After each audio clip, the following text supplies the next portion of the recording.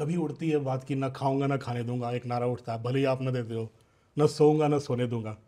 अब बात हो रही है एपेटाइजर 10 साल था, अब मेन कोर्स आना बाकी है। तो अब ये मेन कोर्स क्या है आने वाले थर्ड टर्म के लिए, इसको देश की जनता भी जानना चाहती है हम नहीं, लोग। उसके बहुत सारे पहलू हैं। देश को आगे ले जाने का बहुत सारे पहलू हैं। अगर मैं कहूँ कि भविष्य में देश हमारा कैसे आगे बढ़ेगा, अब ये पूरी तरह हम टेक्नोलॉजी ड्रिवन एरा में है। अब टेक्नोलॉजी डिसरप्टिव है, ट्रांसफॉर्मेटिव है और इजीली एक्सेस है, यानी हर व्यक्ति बहुत अडप कर लेता है तुरंत। ऐसी स्थिति में अगर आप बड़ी सहजता से चले तो मैं समझता हूँ कि बहुत बड़ा स्कोप है। जहाँ तक मैं खाता नहीं, खाने देता नहीं, उसको आज की जो मेरी वो देशी भाषा है, आप लोग जो इस दुनिया से हैं वहाँ कहते हैं करप्शन के प्रति जीरो टॉलरेंस, तो वो मेरा रहेगा ही। लेकिन एक चीज़ अब मैं और उसमें कोशिश कर रहा हूँ कि हमारे इस प्रकार से काम करने वाली इंस्टीट्यूशंस हैं, उसमें की समाज में एक प्रतिष्ठा बढ़नी चाहिए। दुर्भाग्य से हम हमारे देश में जो मुझे अनुकूल नहीं वो सब निकम्मा, ये जो सोच है ये टोटली अनडेमोक्रेटिक सोच है। और उसी में से कुछ पत्रकारों को ब्लैकलिस्ट कर दिया जाए, वो उसी सोच का परिणाम है कि रिजेक्टेड। क्यों? क्योंकि तुम मेरे अनुकूल नहीं हो। बॉयकॉट।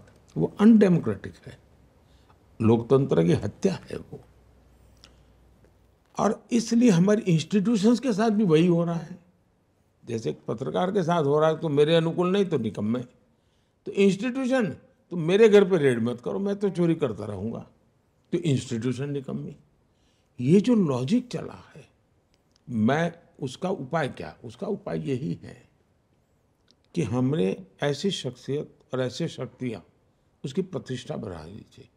इनकी सामाजिक प्रतिष्ठा इतनी बढ़ाओ कि फिर कोई उसको हाथ नहीं लगा पाएगा। और मैं पक्का मानता हूँ कि आने वाले दिनों में जब देश समझेगा कि भाई ये 2200 करोड़ रुपयों के ढेर टीवी के सामने दिख रहे हैं पहाड़ नोटों के, तो लोग देखें यार कोई तो सिस्टम होगी जिसने पकड़ा होगा। तो पता चलता है जब वो इंस्टीट्यूशन है, वो संस्था है, वो संस्था है, तो उसके जैसे सेना के प्रति आज एक सम्मान का भाव है, वैसा ही सम्मान का भाव जो देश के लिए काम करने वाले इंस्टीट्यूशंस है उनके पास होना चाहिए। तो वो भी मेरा एक मिशन है। जब प्रतिष्ठा बढ़ती है तो उनकी अपनी बुराइयां होती है वो भी कम होती है। उनके भीतर कभी कभी बुराइयां जो आती हैं, आप मान सम्मान और तो उसको लगता है जीवन में बहुत मिल गया है जी, वो बुराइयों से बचता है। तो वो भी एक मनोवैज्ञानिक रूप से एक तरीका होता है। तीसरी बात है